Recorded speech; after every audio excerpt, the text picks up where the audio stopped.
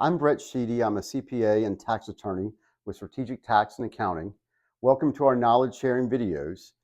In these videos, we'll cover some of our most commonly asked questions about how to reduce taxes, business law, and business consulting.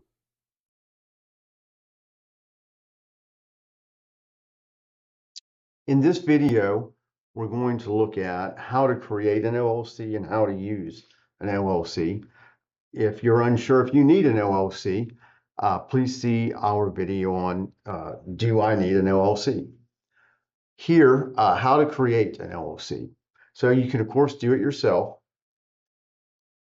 The first thing you would need to do is determine the right type of entity and tax elections for your business.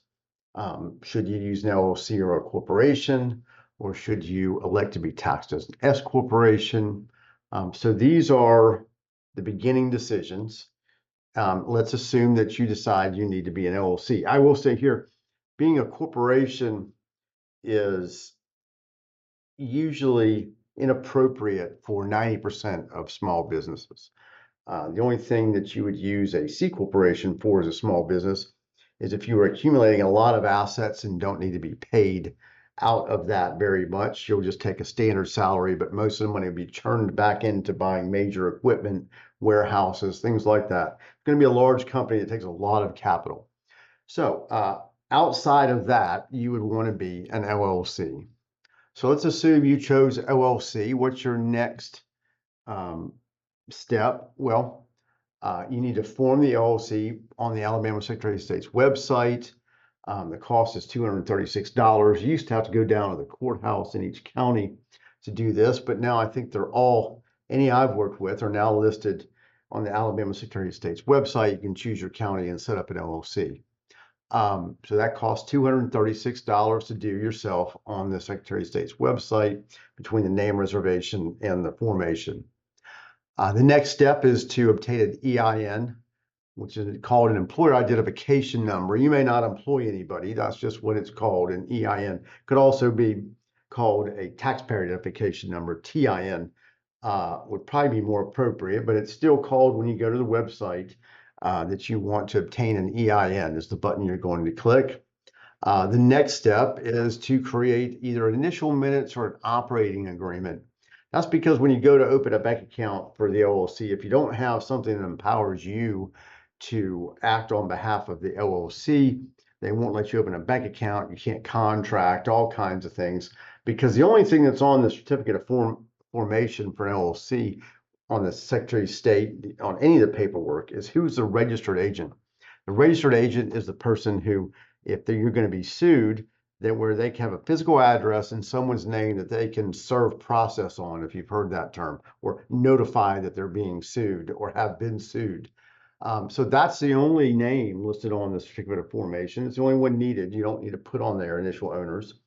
But given that, you have to show that you're a member of this LLC or have some authority to act on its behalf. You're going to have to therefore have initial minutes, or more expensively, if you have a partner, an operating agreement. You're going to need those to empower you to work on behalf of the LLC. You can find that on Google probably for free and change some wording around. So what's the benefits of doing it yourself? Well, it saves you money, probably $500 to $1,000, over paying someone or using an online service. Potential issues, you may do something wrong, check the wrong box, choose the wrong entity type, choose the wrong tax election, any number of things if you do it yourself. But some of you are very well versed and done your research and can probably do this yourself. The second one is an online service like LegalZoom or Rocket Lawyer. Of course, the benefits are you get all those above steps generally done in one place, but you have to read it generally, their instructions, and figure out, again, which entity you want to be, what tax elections you want to make. So there's still the possibility of error. Also, while they may advertise it's very cheap, you still have to pay the same $236, let's say if you're setting up in Alabama through them, as the initial cost plus their fees. It usually ends up being about the same cost as using a local attorney. Sadly enough, the online services They lure you in with low fees, but then by the time you check some boxes and answer some questions, they end up being usually about the same price. All right, so then you could use a local attorney. Of course, as a local attorney and CPA, I always advise you use a local professional. Gives you somebody you could ask questions, somebody you can call on the phone and go see, and not talk to a 1-800 number customer service representative or somebody who doesn't speak very well fluent English, so it's hard to understand them. It will usually cost you more than doing it yourself, but as we said, it's probably going to be about the same as using some kind of online service when all is said and done.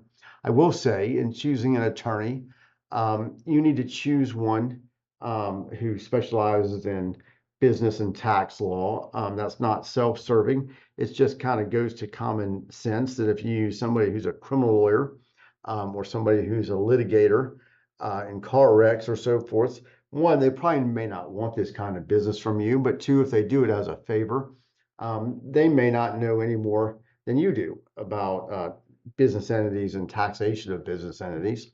If you would like us to help you set up your business entity, my name is Brett Sheedy. I'm also an attorney, even though I'm a CPA as well and tax attorney working for Strategic Tax and Accounting. This is our form that you can simply fill out and return. So you would put your name and email and phone number, the name of the entity, an alternate one, in case when we go to search for it, we can't locate that.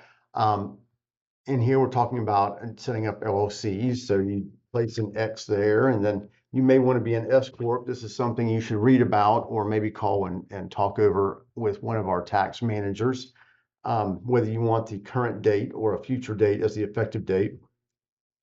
Your industry, that registered agent name we talked about, must be a physical address and a person. And you can have a different mailing address.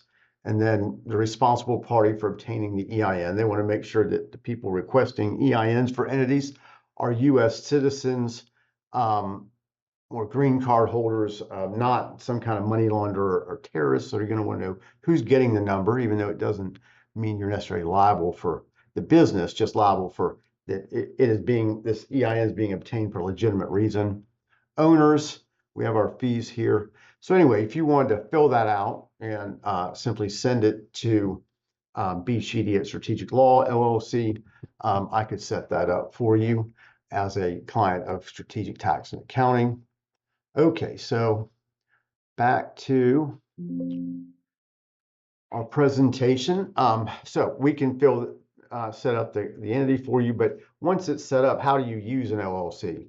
Well, you're going to need to open a bank account under the LLC's name and EIN and have all income and expenses paid to and from that bank account. You must also purchase all assets you want protected by the entity's limited liability and insurance in the LLC's name. So I have people who come in who have set up an LLC, and then when we look at a closing statement for some real estate they purchased, it says their name.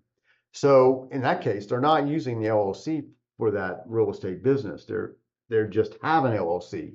And even if they're doing, let's say, collecting rent or doing repairs and things out of that LLC, well, that's more like a management company. So if there is some injury or something at that property and you have only the LLC and the LLC's insurance, there can be questions to whether that property is even covered by either of those things. So be sure if you get an LLC established that you're actually using it as the person and respecting it as a separate legal person who is carrying out the activities of that business.